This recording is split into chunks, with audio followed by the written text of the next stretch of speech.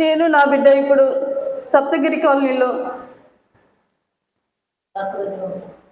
ఇప్పుడు ప్రస్తుతానికి మా అక్క నీడలో ఉంటున్నాము.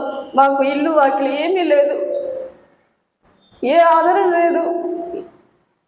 నా భర్త మంగళం క్వార్టర్స్లో ఉంటున్నాడు. తన రెండో పెళ్లి చేసుకున్న అమ్మాయితో ఉంటున్నాడు. ఇప్పుడు మా పరిస్థితి ఏంటి? మాకు ఎవరు సమాధానం చెప్తారు? భర్త ఇలా చేయడం వల్లే కదా నేను ఇంత దూరం రావాల్సి వచ్చింది.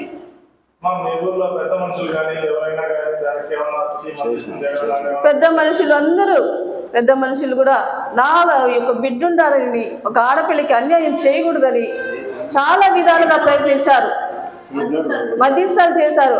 నా భర్తను పిలిపించి చాలా విధాలుగా చెప్పారు, కానీ వినలేదు.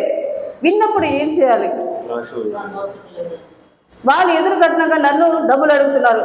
మా అత్త నా బిడ్డతో కాపురం చేయాలంటే నువ్వు డబ్బులు తీసుకురా, లేకపోతే మీ దారి మీది మా దారి మాది అన్నట్టు మమ్మల్ని హింస పెడుతున్నారు.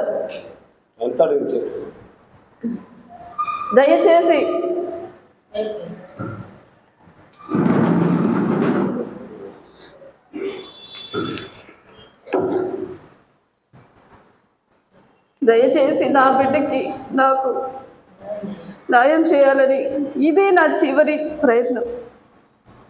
నా బిడ్డ కోసమే నేను బ్రతుకుతున్నాను. నా బిడ్డకి న్యాయం కోసమే ఇంత దూరం వచ్చాను.